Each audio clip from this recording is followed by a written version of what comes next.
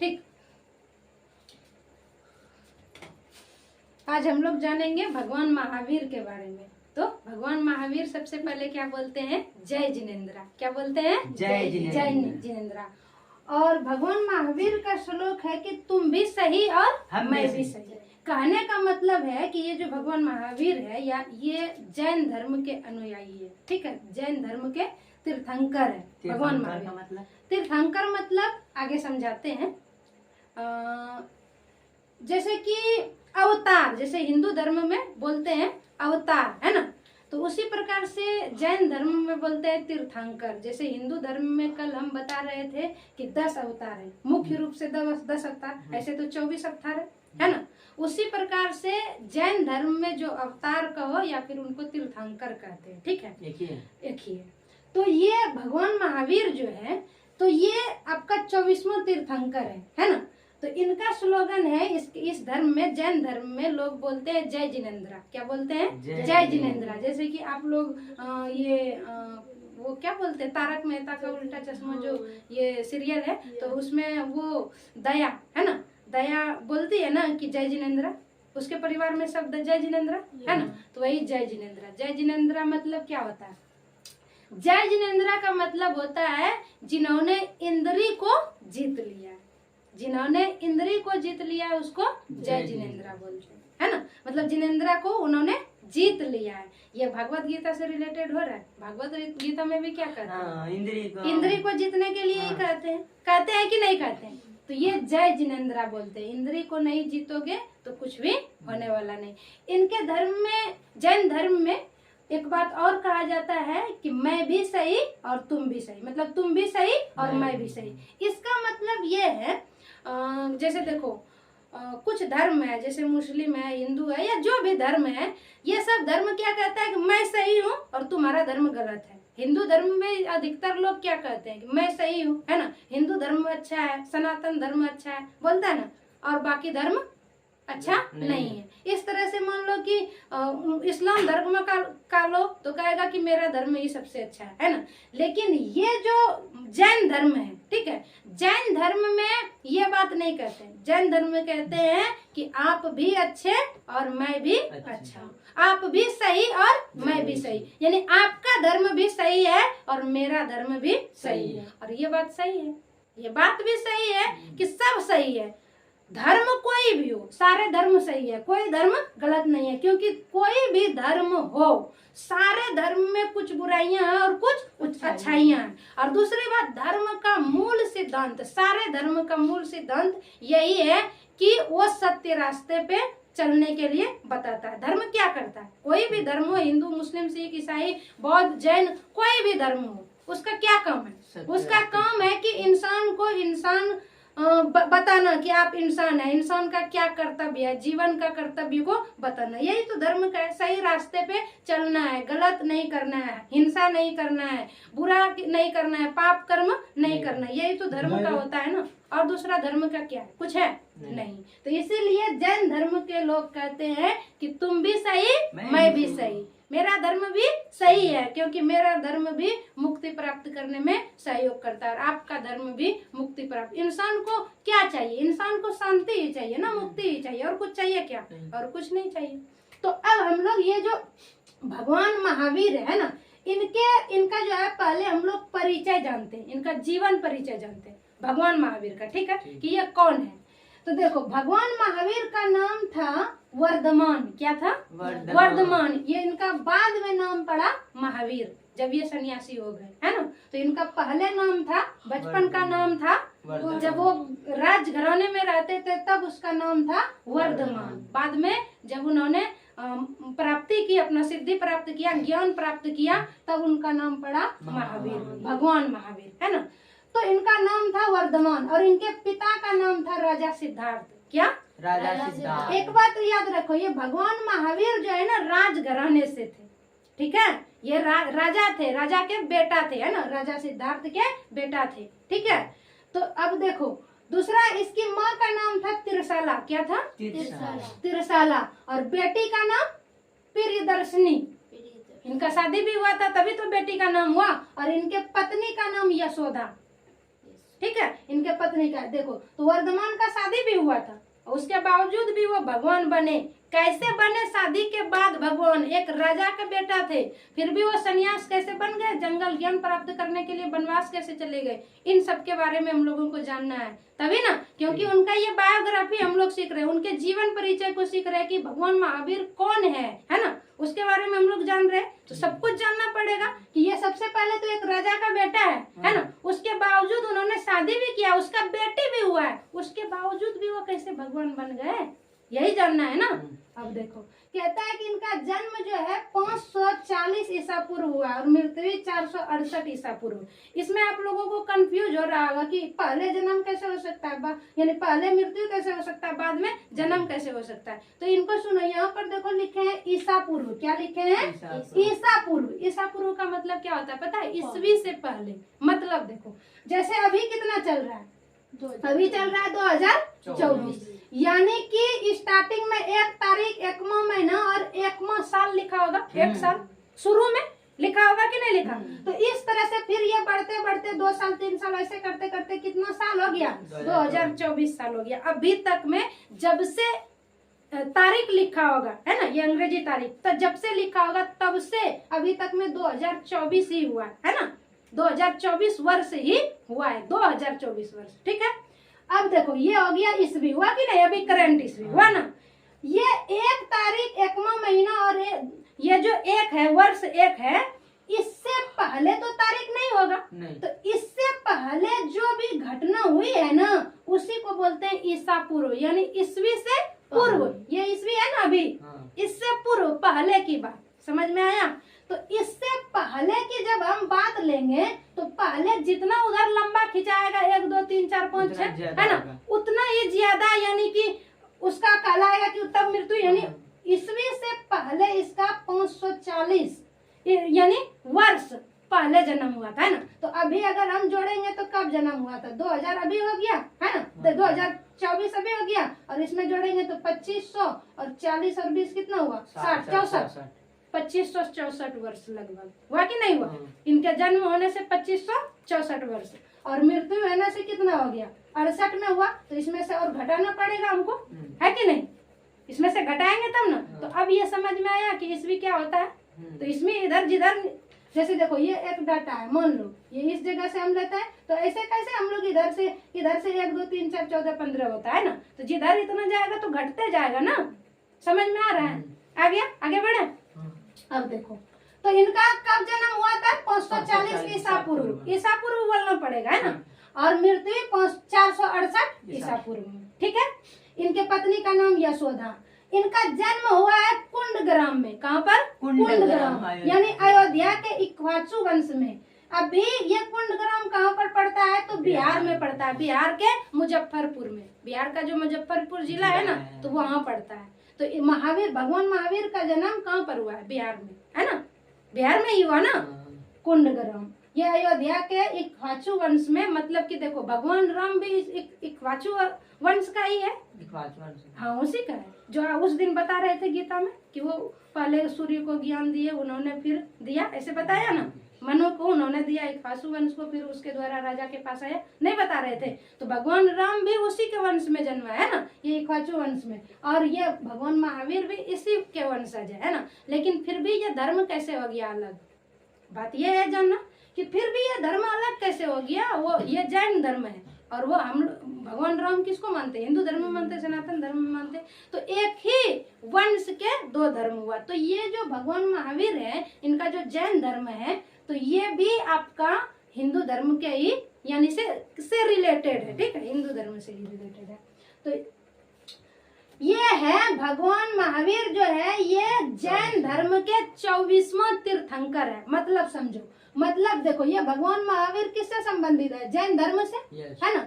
तो ये 24वां तीर्थंकर का मतलब वही जो पहले अभी बता रहे थे। तीर्थंकर मतलब जैसे हिंदू सनातन धर्म में अवतार बोलते हैं, है ना, इसी प्रकार से इस्लाम धर्म में बोलते हैं कि कितना सारे लोग लास्ट में मोहम्मद साहब आए, ऐसे इस्लाम धर्म में बोलते हैं। सबसे लास्ट जो उसका है नबी, उसमें बोलते हैं नबी, है ना। हम लोगों में बोलते हैं अवतार, है ना, और जैन धर्म में बोलते हैं तीर्थंकर। ठीक है। तो ये 24वां, मतलब कि इससे पहले जैन धर्म में 23 तीर्थंकर और हुए थे, है ना। ये कौन था? सबसे लास्ट, 24वां, सबसे लास्ट, ठीक है, ये सबसे लास्ट। ये देखो, अब देखो समझने वाली बात, ये 30 साल में घर छोड़ दिए भगवान महावीर जो है, ये 30 साल के आयु में अपना घर छोड़ दिए।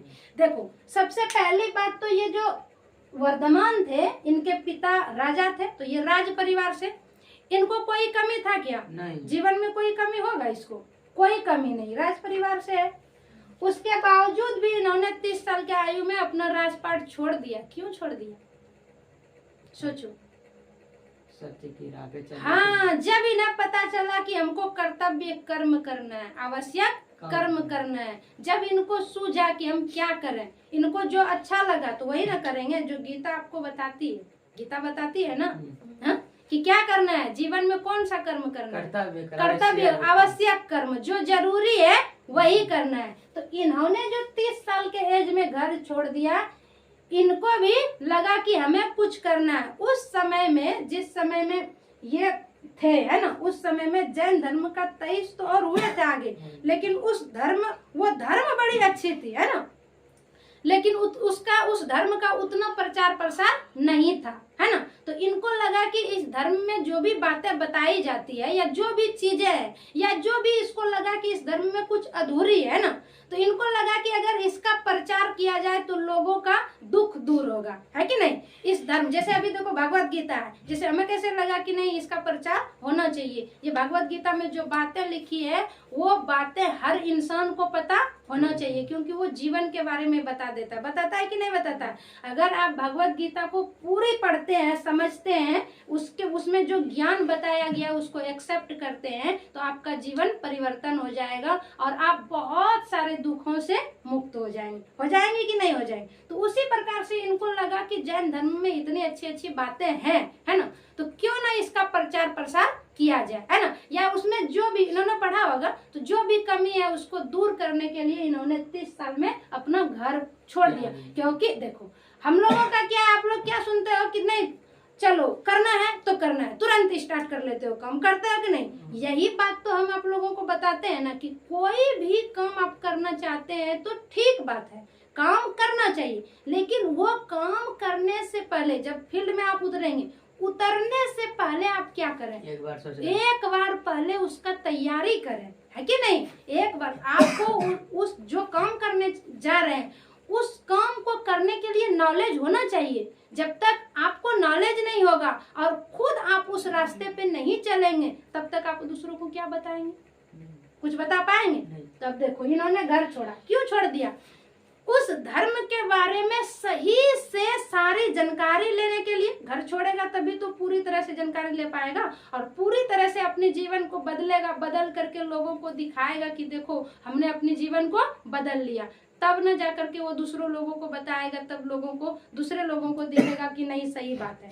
तो ऐसा भी उसका पिता जो था तो राजा था। हाँ, तो ऐसे राजा के नाम पे बता देते थे कि उसको कोचिंग करवा के घर त्यागना जरूरी था क्या कोचिंग करवा के? मतलब घर से ही पढ़ करके? हाँ। देखो, कोई भी बात इंसान किसी को तभी मानता है जब वो करके दिखाता है, बिना करके दिखाए नहीं मानेगा। और ये जो जैन धर्म है ना, ये हिंदू धर्म से कई गुना अलग है। मतलब हिंदू धर्म में कोई भी मुंह उठा करके आते हैं और कुछ भी भाषण देने लगते हैं। इस धर्म का ये नियम है, कोई अपने आप को गुरु और महात्मा मानने लगता है, मानता है कि नहीं। कोई भी किसी ने भी किताब उठाया और ज्ञान बांटने लगता है, बढ़ता है कि नहीं। लेकिन इस धर्म में वैसा नहीं है। इस धर्म के जो गुरु होते हैं, जैन धर्म के जो गुरु होते हैं ना, उनको दीक्षा तभी मिलती है जब वो सारी हदें पार कर, यानी मतलब कि जैन धर्म का जो भी नियम कानून है दीक्षा पाने का, ठीक है, उनको दीक्षा तभी मिलेगी जब वो सारे चीज पूरा कर लेगा।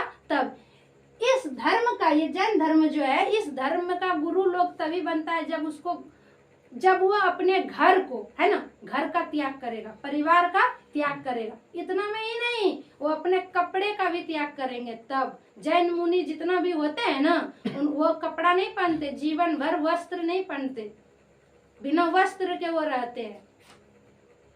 जैन मुनि देखे हो आप लोग, मोबाइल में देखते होगे जो बिना वस्त्र का समझाता है, कभी तो देखे होंगे ना वीडियो जैन मुनि का। ये नहीं देखे जो अपने पास वो एक वो रखते हैं, क्या रखते हैं, मोर पंख रखता है ना, हाँ? और वो पूरे निर्वस्त्र रहते, वो वस्त्र नहीं पहनते, एक भी वस्त्र कहीं पर नहीं पहनते। दूसरी बात, वो एक ही बार भोजन करते हैं पूरा जीवन, मतलब पूरा दिन में 24 घंटों में वो एक बार भोजन करेंगे, कपड़ा नहीं पहनेंगे, घर का त्याग किया हुआ रहेगा। तब पूरा समाज वो हर चीज का त्याग कर देता है, जितने भी चीज है सब चीज का वो त्याग करता है, तब जैन मुनि बनता है।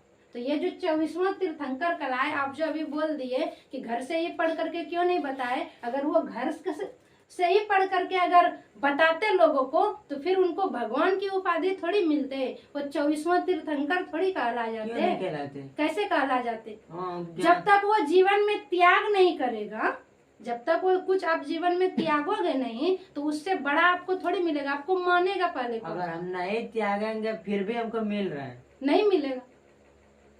यही तो बीच में अहंकार आती है, यही अहंकार तो गीता तोड़ने के लिए बोलती है ना, यही बीच में अहंकार है ना, कि हम कहते हैं कि हम ना एक सीढ़ी पे है ना, हमको इस सीढ़ी से हटना नहीं और दूसरे सीढ़ी पे चढ़ना है। कैसे चढ़ जाओगे?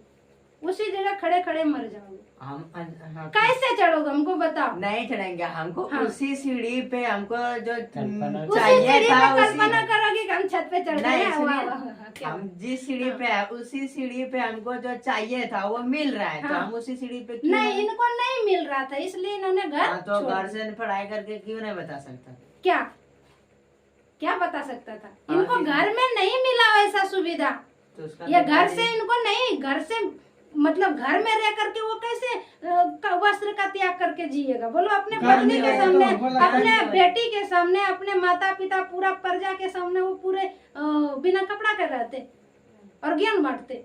ज्ञान अगर बांटेगा, बोलेगा कि कपड़ा नहीं पहनना चाहिए तो बोलेगा आप काहे नहीं छोड़िएगा। बोलो नहीं, आम इंसान, इस धर्म में आम इंसानों के लिए वस्त्र का त्याग नहीं है। जो मुनि बनता है, उसका जो गुरु बनता है ना, उस गुरु जो बनता है उसको कपड़ा का त्याग करना पड़ता है, समझा? नहीं, हम नहीं कपड़ा त्यागेंगे और हम गुरु बन जाएंगे। ये हिंदू धर्म में भी जो बाबा बनते हैं तो आम लोगों से वो अलग है कि नहीं है? जो सन्यासी बनते हैं वो आम लोगों से अलग है कि नहीं? देखो, भीड़ में चलोगे, जो भीड़ में चलने वाले होते हैं वो सफल नहीं होते हैं, सफल वही होते हैं जो भीड़ से हट करके चलते हैं, है ना? कुछ बड़ा समाज को देना है तो आपको जितनी बड़ी आप समाज को चीजें देना चाहते हैं ना, उतना ही बड़ा आपको अपने आप में त्याग करना पड़ेगा, है ना? तुम कहोगे कि नहीं हम रात भर सोएंगे, है ना, और हम अपने आप को बहुत बड़ा ज्ञानी मानेंगे, तो आप ज्ञान कैसे प्राप्त कर लोगे 12 घंटे में? कर पाओगे? जो ज्ञानी ज्ञान प्राप्त करते हैं वो सोते हैं 12 घंटा, तुम 12 घंटा नहीं, हमको तो सोना है तो तुम सो, तब ज्ञान कहाँ से मिलेगा? है कि नहीं है? तपस्या तो तुमको करना पड़ेगा ना। तपस्या का मतलब क्या है? खोज, मेहनत करना। कोई भी चीज तुम पाते हो तो उसके लिए मेहनत करते हो कि नहीं करते हो? तो इन्होंने भगवान का उपाधि पाई, है ना, बिना मेहनत का इसको भगवान का उपाधि मिल जाएगा? नहीं ना मिलेगा, नहीं। तो इन्होंने 30 साल के एज में अपना घर का क्या कर दिया? त्याग कर दिया। राजपाट, घर, बेटी, अपनी पत्नी, सबको क्या कर दिया? छोड़ दिया, है ना। और चले गए कहाँ? 12 वर्ष का वनवास, वन में रहने लगे, वन चले गए ज्ञान प्राप्त करने के लिए। और राज परिवार में थे, है ना, वो राज परिवार में थे तो वहां पर उसको सारी सुख सुविधाएं थी, सारी जिम्मेदारी थी, तो वो ज्ञान कैसे प्राप्त करता वहां पर रह करके, है ना? जब तक उन चीजों को छोड़ेगा नहीं तब तक वो धर्म का ज्ञान प्राप्त नहीं ना कर पाएगा। भगवान राम वनवास गए थे कि नहीं? गए थे। जाना पड़ता है। बुद्ध भी गए थे, बुद्ध है ना, वो भी एक राजकुमार थे, है कि नहीं? वो भी राजकुमार थे, उसका भी पत्नी था, उसका भी बेटा था, लेकिन वो भी ज्ञान प्राप्त करने के लिए घर छोड़ करके गए थे, ना। फिर जब उनको ज्ञान प्राप्त हुआ तो वापिस वो कहाँ आए? समाज में आए। उसी प्रकार से ये भी 30 साल की उम्र में घर छोड़ करके चले गए, और जब 12 साल तक वनवास रहे, ये भी 12 साल तक वनवास रहे। जब इनको ज्ञान प्राप्त हो गया, सारे चीजें, है ना, तब फिर वापस वो कहाँ आ गए? समाज में। तुम कहोगे कि नहीं हम यहाँ से घर छोड़ करके नहीं जाएंगे और हमें बड़ा कुछ पाना है, घर को भी नहीं छोड़ना है, तो बड़ा चीज नहीं पा पाओगे। कैसे पाओगे? पूरी टाइम उस चीज को पाने के लिए दोगे तब ना पा पाओगे। तो ये भी 12 वर्ष का वनवास लिया इन्होंने भी अपने से 30 साल की उम्र में, और ये पूरा जीवन 72 साल तक ये जिया धरती पे। कितना? 72 साल। तो तुम देख लो 30 साल तक में इन्होंने घर छोड़ा, 42 साल हो गया, 42-43 साल की उम्र में वो फिर वापस आया। बाकी जीवन उन्होंने समाज में ज्ञान को बांटने में लगा दिया, और 72 साल के एज में इन्होंने 468 ईस्वी पूर्व में शरीर का क्या किया? त्याग किया। तो ये है भगवान महावीर यानी वर्धमान का जीवन परिचय। ये एक राजकुमार थे, राजा थे। ज्ञान प्राप्त करने के लिए सारे सुख संपत्ति वैभव का त्याग किया कि नहीं किया? हाँ, ये किसके लिए किया? अपने लिए किया। कोई भी वस्त्र का त्याग अपने लिए करता है? उन्होंने जग के लिए किया, जग का कल्याण के लिए। क्या कि नहीं किया? कोई भी भोजन का त्याग। अब ये राज परिवार में थे, सोचो कैसा भोजन करता होगा, राजसी भोजन करता होगा कि नहीं? और ये भोजन का त्याग किया, एक समय का भोजन, बिना कपड़े का जीवन, है ना, और जंगल में जाकर के रहे। अब सोचो, इमेजिन करो कि राज परिवार में इसको कितना सुख सुविधा, कितना एकदम मखमलवेश होता होगा, है कि नहीं? और 12 बरस गए वहाँ कुश पे कांटे पे सोने के लिए, गए कि नहीं? जंगल में उसको क्या मिलेगा? और उस जमाने में जंगल में और क्या मिलता होगा उनको? जानवर, पेड़, पक्षी, घास फूस, यही सब। वहां पर उन्होंने जाकर के ज्ञान प्राप्त किया और फिर वहां से वापिस आ गए, और वापिस आकर के फिर उन्होंने जग का कल्याण किया। तो अगर हम लोग भी जीवन में, इनसे सीख यही मिलती है कि अगर हम लोग भी जीवन में समाज के लिए कुछ करना चाहेंगे तो एक रूम के अंदर, अभी जरूरी नहीं, अभी का वैसा समय नहीं है कि हम लोग जंगल चले जाए। पहले इतना सारे मनुष्य नहीं थे धरती पे, है कि नहीं? इतना थे, अभी जो इतना 800-900 ये है करोड़ पूरे धरती पे, इतना थे आदमी क्या? नहीं थे। पहले लोग ज्ञान प्राप्त करने के लिए घर से बाहर जाते थे, जंगल में जाते थे। लेकिन आज का समय वैसा नहीं है, आपको वैसा सुनापन जगह नहीं मिलेगा। तो आज अगर आपको कुछ पाना है, कुछ ज्ञान प्राप्त करना है, तो एक रूम में बंद हो जाओ, है कि नहीं? जब आप रूम में बंद हो जाएंगे और तैयारी करेंगे, और जो वो तैयारी करके 2 साल 4 साल 5 साल जितनी बड़ी आपका गोल है, जितना बड़ा आपका लक्ष्य है, उतना ही आपको समय बिताना पड़ेगा अकेले में, हर चीज का त्याग करके बिताना पड़ेगा कि नहीं? जब वो चीज आपको प्राप्त हो जाएगा फिर समाज में बांटो। बिना ज्ञान का कैसे सेवा कर लोगे? बिना ज्ञान का सेवा कर पाओगे? लेकिन यहाँ पर कुछ लोग हैं जो कि बिना ज्ञान का ही वो चाहता, हमको तो सिर्फ सफल होना है, सफल होना है। कैसे सफल हो जाओगे? कैसे सफल हो जाओगे? सफल होने के लिए मेहनत करना पड़ता है कि नहीं है? तो ये था इनका जीवन परिचय। किनका? भगवान महावीर, जिनका कि पहले नाम क्या था, उसके घर पे नाम क्या था? वर्धमान। जब ये पूरा एकदम वनवास काट के आए, काट तो उनको कोई भेजा नहीं था। जैसे भगवान राम को तो उनकी माँ या पिता के कारण वो गए, है ना, लेकिन ये अपने मन से गए थे ज्ञान प्राप्त करने के लिए। बुद्ध भी अपने मन से गए थे ज्ञान प्राप्त करने के लिए, है ना, और ज्ञान प्राप्त करके आए वापिस, और आकर के फिर लोगों का क्या किया? कल्याण। जग का क्या किया? कल्याण किया। अब आगे बढ़ते हैं। देखो, किसी के नाम के आगे भगवान कैसे लग जाता है, मतलब भगवान का उपाधि किसी को भी कैसे मिलता है पता है? कहता है कि जिस इंसान के पास या जिसके पास, है ना, 6 प्रकार का भग हो, उसे भगवान का उपाधि दी जाती है। 6 प्रकार का भग कितने होते हैं? 6 प्रकार का। जो गीता में इसका डिस्कस है ना, भगवान के पास 6 प्रकार का भग होते हैं। तो वो तो भग का जो विवरण है वो हम लोग गीता में ही करेंगे। यहाँ पर बताते हैं, जैसे यहाँ पर लिखे है ऐश्वर्य, धर्म, यश, ज्ञान, वैराग्य और श्री। ये 6 चीजें जिसके पास प्राप्त हो जाए, किसी इंसान के पास भी अगर ये 6 चीजें भी प्राप्त हो जाएगा, वो अपनी मेहनत से ये 6 चीजों को प्राप्त कर लेगा, तो उसको किस चीज का उपाधि मिलेगा? भगवान का उपाधि मिलेगा। तो इसको भगवान महावीर कहते हैं। ये थे तो कोई राजकुमारी और बन गए भगवान महावीर। बने कि नहीं बने? अब देखो आगे,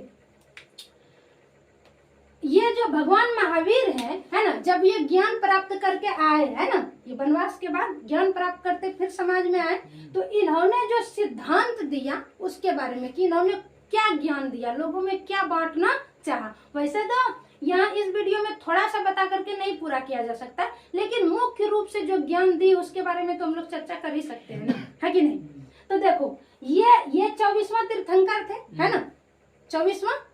तो ये जो है इन्होंने दिया पंचशील सिद्धांत। कौन सिद्धांत दिया? ज्ञान। पहले से ही जैन धर्म थे, इन्होंने जैन धर्म का स्थापना नहीं किया है, लेकिन हाँ पहले जैन धर्म जो है समाज में उतना ज्यादा इसका प्रचलित नहीं था, है ना। लेकिन ये जब उस जैन धर्म के बारे में अत्यधिक ज्ञान प्राप्त किया, है ना, उसका, और जब बांटने के लिए आए तो फिर इन्होंने पंचशील सिद्धांत दिया, यानी कि पहले 4 प्रकार का सिद्धांत था उस धर्म में, ठीक है। और इन्होंने जब उसका और रिसर्च किया तो इन्होंने एक सिद्धांत और बढ़ा दिया और 5 प्रकार का इन्होंने सिद्धांत दिया, जिसे पंचशील कहते हैं, यानी 5 प्रकार का सिद्धांत दिया।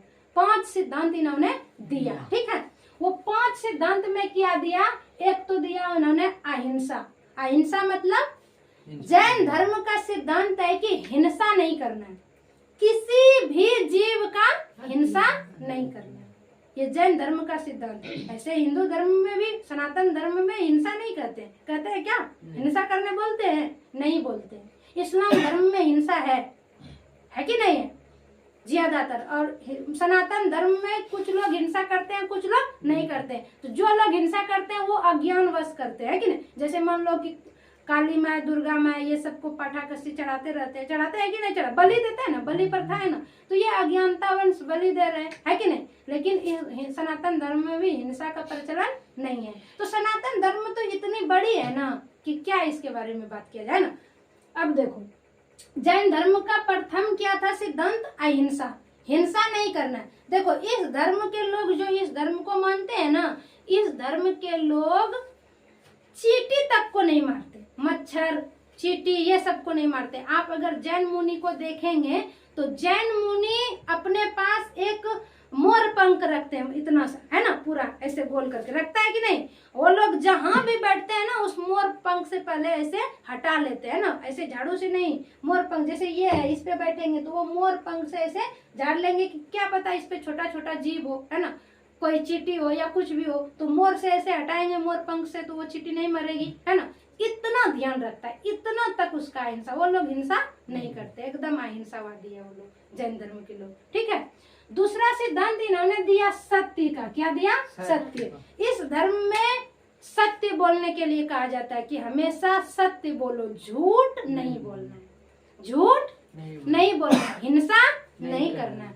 तीसरा इन्होंने दिया अपरिग्रह, है ना, मतलब कि आपको जमा नहीं करना है, धन जो है धन जमा नहीं करना है। इस धर्म का मूल सिद्धांत है, ये मूल 5 सिद्धांत हुआ, है ना, धन जमा नहीं करना है।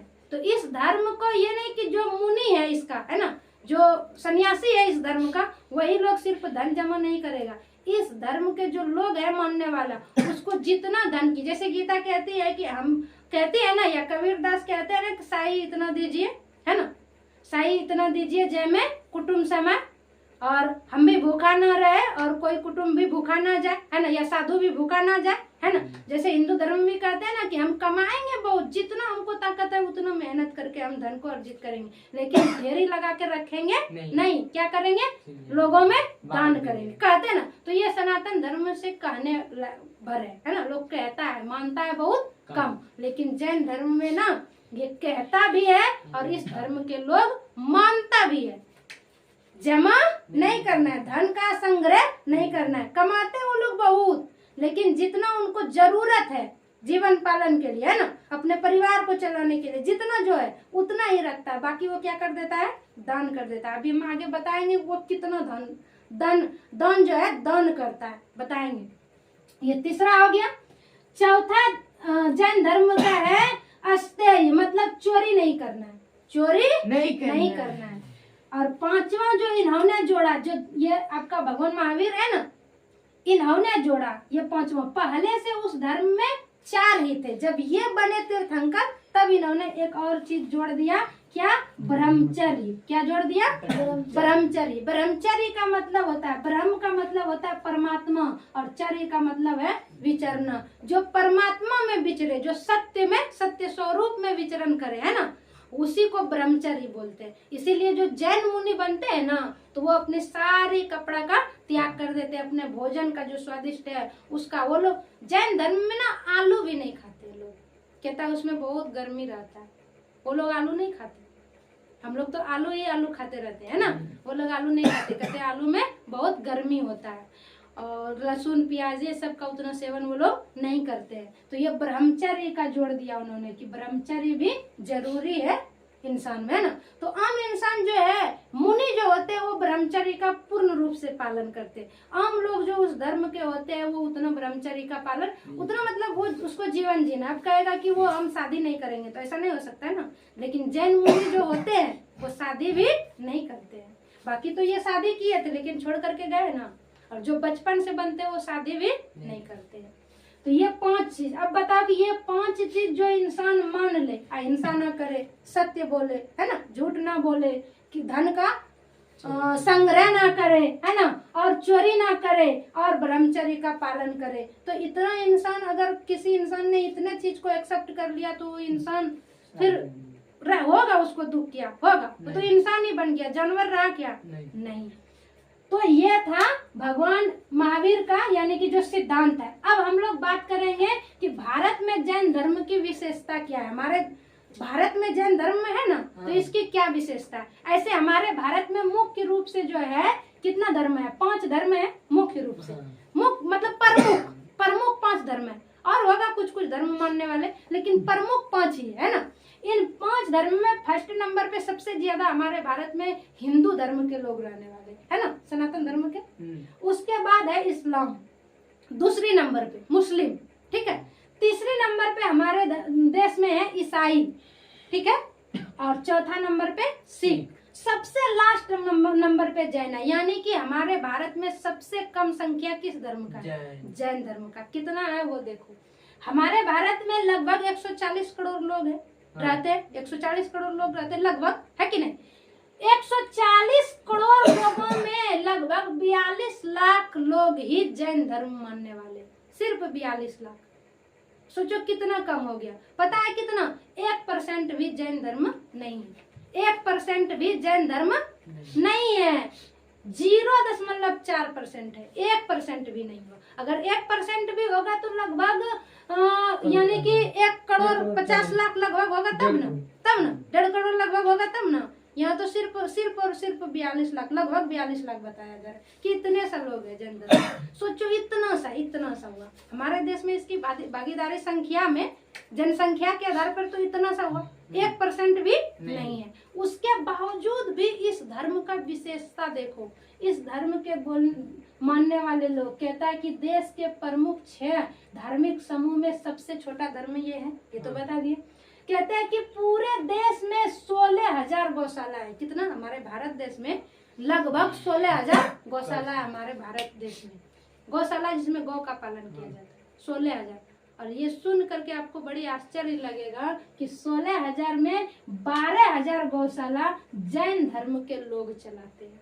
सोचो इतनी सा 1% भी जनसंख्या में भागीदारी नहीं है जैन धर्म का है, लेकिन उसके बावजूद भी 16,000 गौशाला है लगभग, तो उनमें 12,000 गौशाला किसका है, जैन धर्म का। अब देखो ये इस बातों पे खरा उतरते हैं। जैन धर्म के लोग जो है ना, किसी भी आदमी को अपना धर्म में नहीं लाता है, बड़ी तपस्या करना पड़ेगा। जैसे इस्लाम में है, कोई कहे कि हम हिंदू धर्म का मानने वाले हैं, हम ना इस्लाम कबूल करना चाहते हैं, ऐसे बोलता है ना, तो कहता है ठीक है आ जाओ।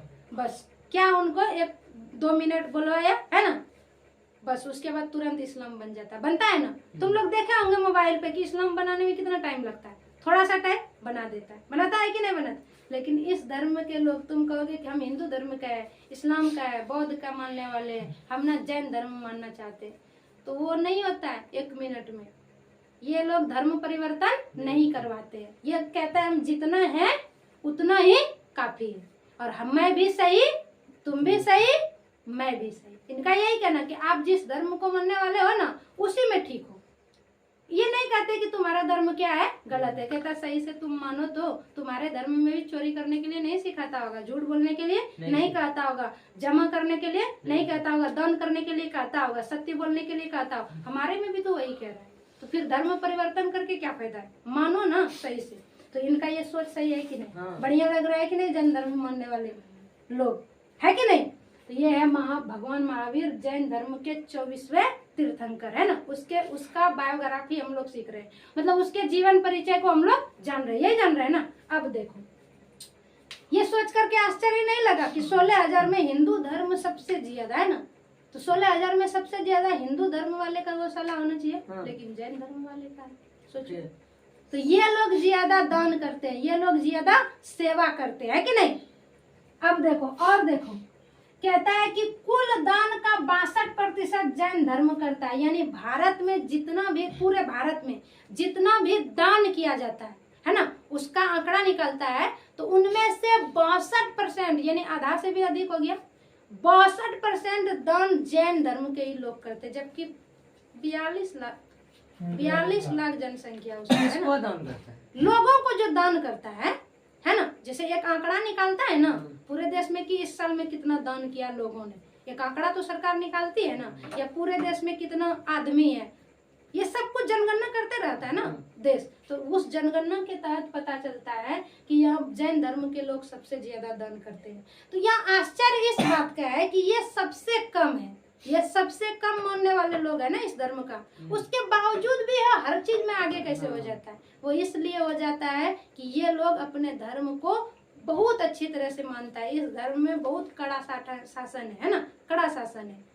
इस धर्म को ऐसे गैरू कोई भी नहीं ये कर सकता है। और देखो कहता है कि इनकम टैक्स लेता है ना सरकार, इनकम टैक्स में भी 24% का योगदान जैन धर्म के लोग देते हैं। 24% कम हुआ, ये तो बहुत कम है ना। अगर ये बहुत ज्यादा होता, 50% का योगदान 140 करोड़ में आधा इनका अगर योगदान रहता, तब कहते कि नहीं ठीक है। ये तो 1% भी नहीं है, उसके बावजूद इतना इनकम टैक्स। इसका मतलब ये हुआ कि ये लोग जो है ना, ये जो इसका सिद्धांत है ना, अपने सिद्धांत का जैन धर्म के लोग पालन करता है। ये लोग बहुत कमाता है लेकिन जमा नहीं करता है, दान करता है। इसका मतलब यही हुआ ना, जमा करके नहीं रखता, अपने सिद्धांत का पालन ये लोग करता है। ठीक है, तो ये थी जैन धर्म के बारे में, और जैन धर्म के जो 24वां तीर्थंकर भगवान महावीर है उनके बारे में जानकारी है ना। भगवान महावीर का भी जीवन परिचय हमने बता दिया, और भगवान महावीर जिस धर्म का है उस धर्म का क्या विशेषता है, और हमारे भारत देश में उस धर्म का क्या विशेषता है उसको भी बता दिए। तो लगभग आप लोगों को समझ में आ गया होगा कि हम भी सही और तुम भी सही, इनका ये स्लोगन है। और ये क्या कहते हैं, जय जिनेंद्रा। अपनी इंद्रियों को सबसे पहले जीतो, अपने मन को अपने वश में करो, है कि नहीं, और अपने शरीर को अपने वश में करो, है ना, उसके बाद ही आप कुछ अच्छा कर पाओगे। तो इस वीडियो में आज के लिए इतना ही। अगर आप लोगों को ये प्रयास अच्छा लगता हो तो आप लोग सहयोग करें, सपोर्ट करें, चैनल को सब्सक्राइब